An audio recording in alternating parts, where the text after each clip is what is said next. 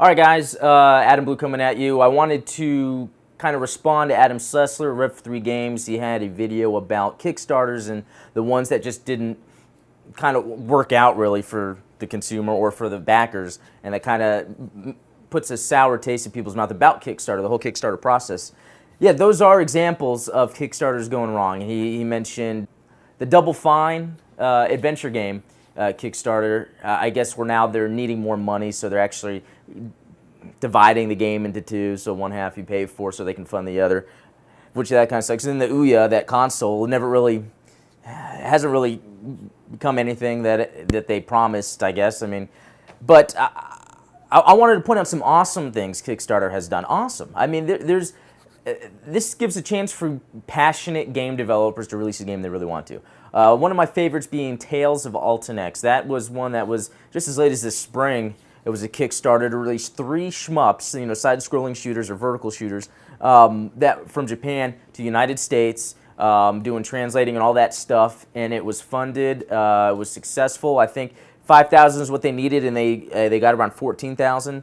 I got the games. They got released in June, and they're fun, and it was successful, and it's totally worth every penny. Another one, FTL. I mean, that's like the standard. It was a success story. That was like one of the earliest ones to do this, and the game is fantastic. If you haven't played FTL, you need to now, and it's so cheap to get. But that is a fun and fantastic game, and that's just another successful Kickstarter.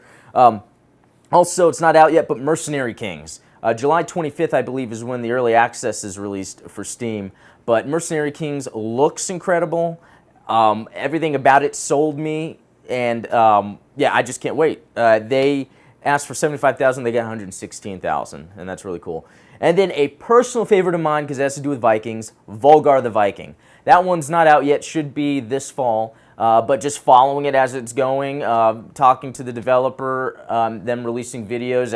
I mean, it's on the path of coming out soon and looking really good. Now, if you want to, so when it comes to these Kickstarters, like Adam Sessler is saying, you just don't know what's going to happen, and he's right.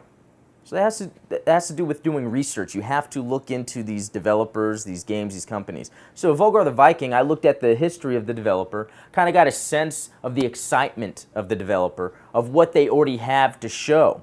And that was enough to show me, yeah, this is a game that's coming out and it looks great. The history of the developer that sold me on the game, on Volgar the Viking. The developer even reached out to me and gave me a preview build I got to play. And it is so fun. And I have a video on gameplay channel. I'll post a link to that. And then another one, Mercenary Kings. So that has developers that have done things before, but it's on a smaller scope and scale. With the adventure, or with the Double Fine adventure game, we weren't really given a lot of information. I don't think we were even given concept art, story, nothing. I mean, you're kind of asking for it at that point. With Mercenary Kings, they already had stuff for that. They already had assets, the ideas. They planned out everything. When they're planning out things, that gives you a good sense of what's going to happen.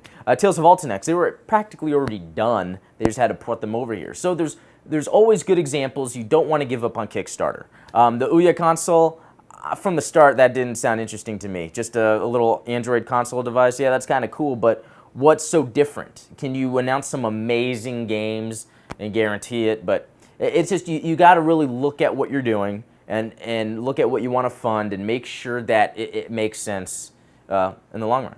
So I just wanted to give a positive spin to Kickstarter, because Adam Sessler is a smart man, and a lot of people are going to listen to him, but I want people to understand Kickstarter is a way for the future, a way for developers that really want to get a game out there to get a game out there and not to give up on them. So thanks for listening.